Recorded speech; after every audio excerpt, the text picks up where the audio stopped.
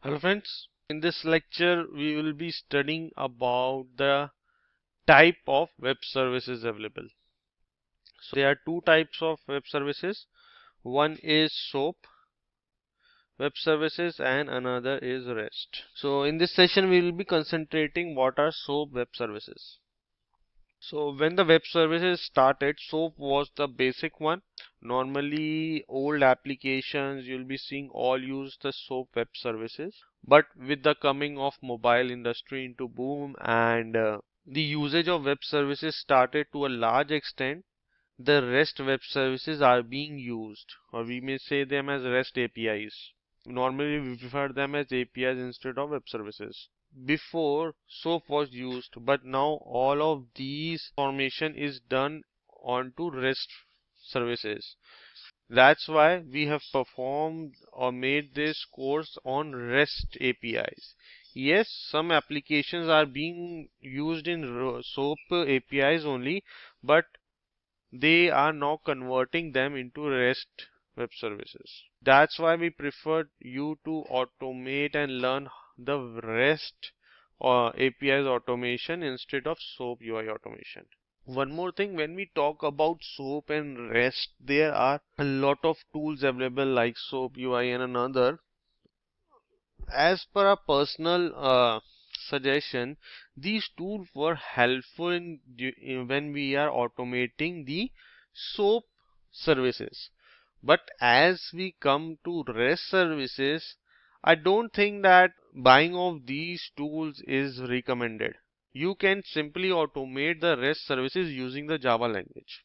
At least I don't recommend buying a lot of money and buying the license for these tools.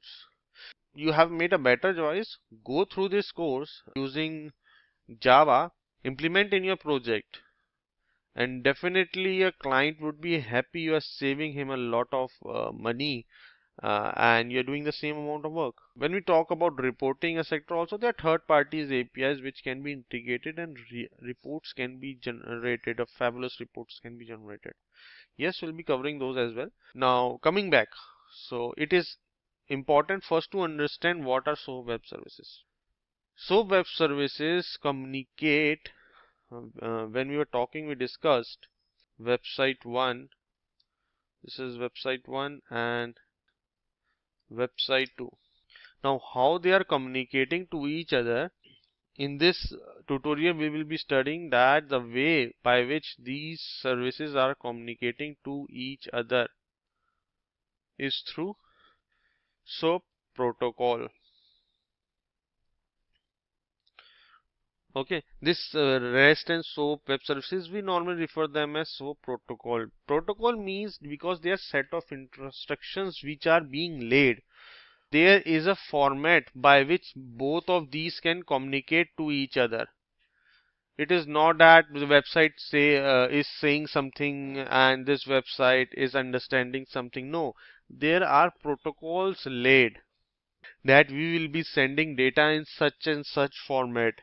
These format meant specifies these things. So that is why we call them as protocols. And the SOAP protocol, as I said, they communicate in an XML language.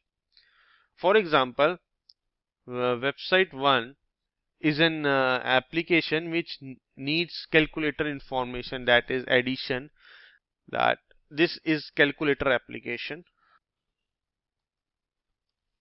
Let me just show you here also that this is a website where you can find the SOAP web services.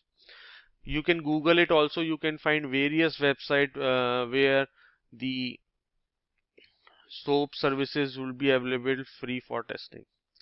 So similarly, let us take one example here, this calculator. So we have a web services name at calculator. This is your website, and in a website we want to implement this calculator functionality. In my website I don't want to implement calculator functionality. Why to implement? When there are services available, someone has already done, so just get data from it. You must have seen the weather applications. Normally nowadays every website is having a right side column showing the weather report. Now these all websites are not getting the data. They are not calculating the weather temperature of every city. What they are is doing on their website, they send a request to an API or to a website which is gathering all this data. They said, okay, please tell me the temperature of Delhi, and they respond back, yes, the temperature of Delhi today is 44 degrees Celsius, and they show on their website. So these websites are not calculating temperature of every city. They are taking help of services and getting data from different websites. Sometimes these services are free and sometimes are paid. Normally people are working, suppose I have a weather company, I have set up in every city and I'm calculating the temperature. So I'm selling these services. I say, okay, if you want the temperature of every city, for every request I will be taking 1 rupee. So this is how these companies are earning as well. So both are profited.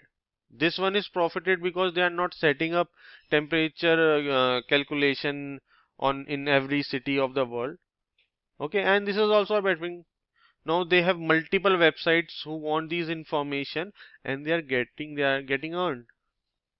So back again. So in our case, this is a website which needs a calculator functionality to be implemented.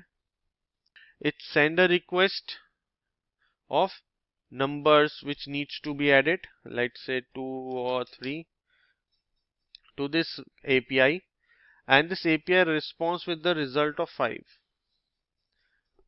This is all done with the help of SOAP protocol, that is the XML documents. This website once send an XML document to website 2 in a form of request. Then website 2 sends back the response to website 1 in a form of XML document known as response.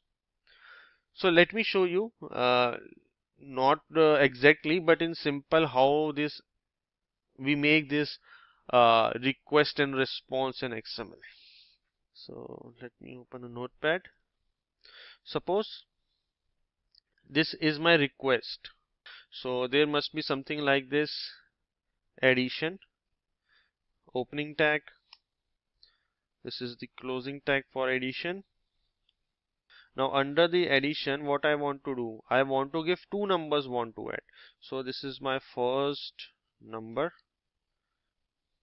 closing this first number, and the second number.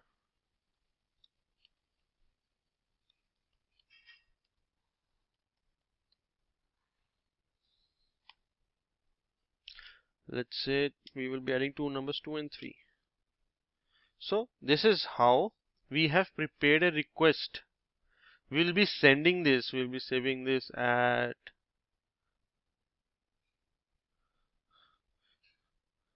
request dot xml.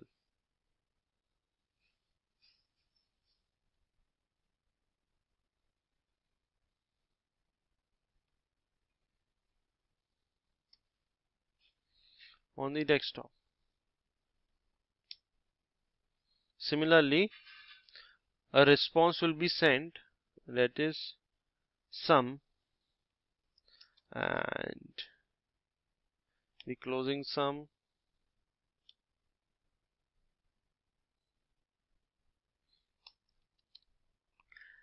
and the added numbers. Let's say 2 plus 3, the result was 5.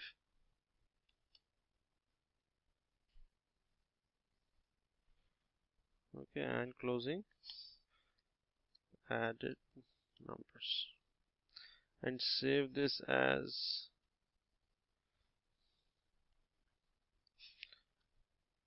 response.xml and save this. So we have a request and response. So this is the request. If we open with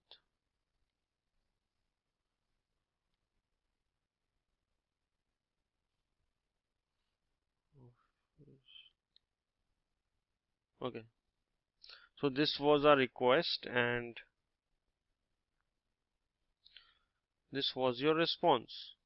Okay, so when you enter both the numbers in website 1 and click on send, this type of information XML document is sent to website 2. Website 2 processes and send this type of information back to 1. Okay, so this is how web services work. Now there is a term which comes, that is WSDL. Now what is WSDL? These two web services, or we can say these two websites, are communicating among them. Okay, so there should be a predefined document. Now website 1 is not aware what website 2 APIs or SOAP API. So what this SOAP API is actually capable of doing, website 1 does not know. This is laid by this SOAP API in a document known as WSDL.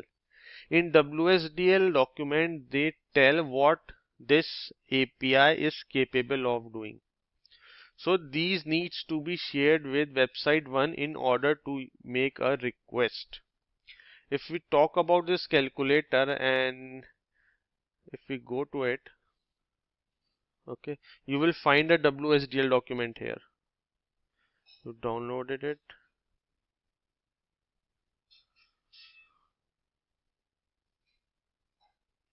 Show in a folder. Okay, open with. Let's see.